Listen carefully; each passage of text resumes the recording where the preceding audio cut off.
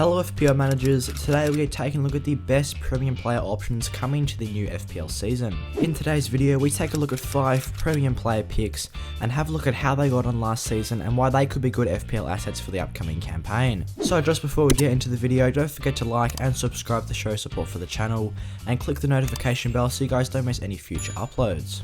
So with that being said, let's get into the video. So taking a look at the first premium player option is Mohamed Salah. Salah is coming in as the most expensive player for the new FPL season as he is priced at 12.5 million. Despite this, he is also the highest owned player in FPL with a very high 51% ownership. This is understandable as in the 2020-21 FPL campaign, he got himself 231 points, which did make him the third highest scoring player. Over this time period, he did get himself 22 goals and 6 assists, as he was the second highest goal scorer in the Premier League. Also for Game Week 1, Salah has the highest predicted points out of any player in the league, which is 7.2, and this is understandable as they are playing Norwich in Game Week 1. Obviously, you would expect Liverpool to do quite well in this, and then after that their good fixtures continue as they face Burnley in Game Week 2, then they face Chelsea, but after that they face Leeds, Crystal Palace and Brentford from Game Weeks 4 till 6, so in the first 6 matches of the campaign they only have one match with an FDI rating of over 3. Have a look at Salah's numbers for last season. He did outperform his XG by 2 goals, but he did underperform his expected assists, which does mean he has that extra potential for creativity to his teammates. Also with 𝘽𝙖𝙤𝙠𝙗𝙠 coming back into the side, it does increase Salah's assist potential, and he did have the highest shots per 90 out of any of his Liverpool teammates. Also, Mohamed Salah registered 0.5 shots per 90, which is the highest for any midfielder in FPL. Moving on to the next premium player option, it is Salah's teammate in Sadio Mané. Mané is £500,000 cheaper than Mo Salah as he is coming in at £12 million and is very differential with just a 2.8% ownership. This is quite surprising as he was the 4th highest scoring midfielder in last season's campaign, recording 176 FPL points. Over the season he was very impressive, getting himself 11 goals and 11 assists, highlighting his all-round flexibility. Sadio Mané has the second highest Game Week 1 predicted points, which is 6.9, only behind Mohamed Salah.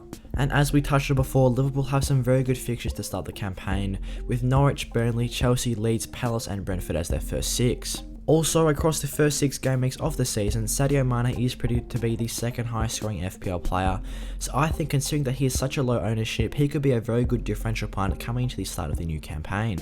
Having a look at Sadio Mané's numbers last season, he was very impressive as he did have the 8th highest XG, which was 14.83, and it also had a very impressive XA, which was 7.79. Both of these he did underperform, which does mean he has that extra potential for this season if he can live up to his capabilities. Also, his 0.49 XG per 90 is the second highest amongst his Liverpool teammates, so he does seem to be the second best option behind Mo Salah. Now moving on to the third player on the list, it is Raheem Sterling. Sterling is coming in at the middle of the park at £11 million and is also a very differential option with just a 2.1% ownership. I would say Sterling's £11 million price tag is slightly more than I would have expected, considering that he didn't put the best performance together last season. Speaking of, he only managed 154 FPL points with 10 goals and 9 assists as he was a bit underwhelming for City. But he does have one of the highest predicted Game Week 1 points, which is coming in at 5, which is fairly good as they are playing the Spurs. But after this first match day, Man City have some very promising fixtures as after Game Week 1 they face Norwich, Arsenal, Leicester and Southampton. I think that regardless of the Man City fixtures, you still would expect them to do well, and if Raheem Sterling can get some consistent minutes, he could be a very good option early on in the season. Raheem Sterling had the 4th highest XG for last season's campaign for midfielders, which is coming in at 12.05. This does mean that he did underperform his XG as he only scored 10 goals, which does mean he has that extra attacking potential for the new campaign. Saying that though, he did have a 6.63 XA, which he did overperform.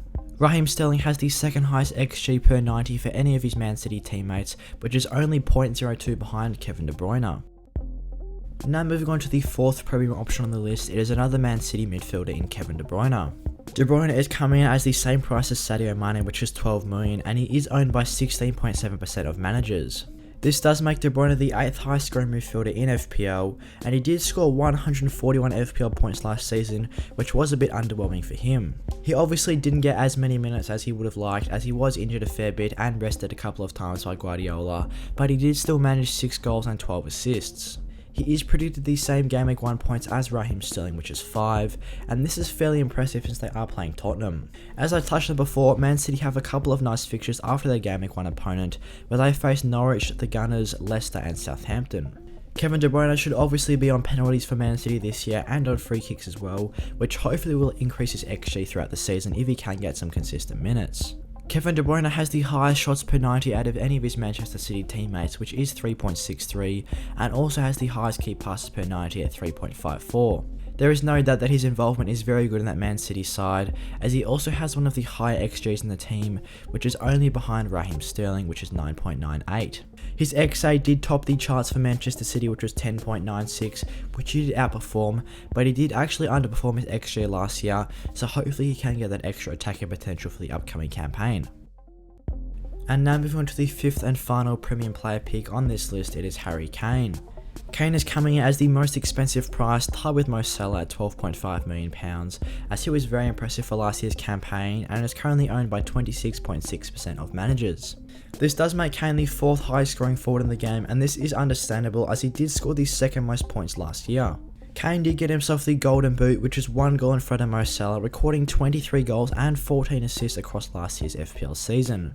This did mean that he led both goals and assists in last season's Premier League, and is coming with a projected Gameweek 1 points of 4.7. Obviously Spurs have a very tricky opponent in Gameweek 1 against Man City, but then they have a fairly good fixture turn after that. From Gameweeks 2 till 8, Spurs only have 2 matches with an FPL rating of over 3, and in that time they face Watford, Palace, Aston Villa and Newcastle, so I do think they could be very good early on in this season. Obviously Spurs did come flying out of the blocks at the start of last season, so I am hoping they can do the same this year.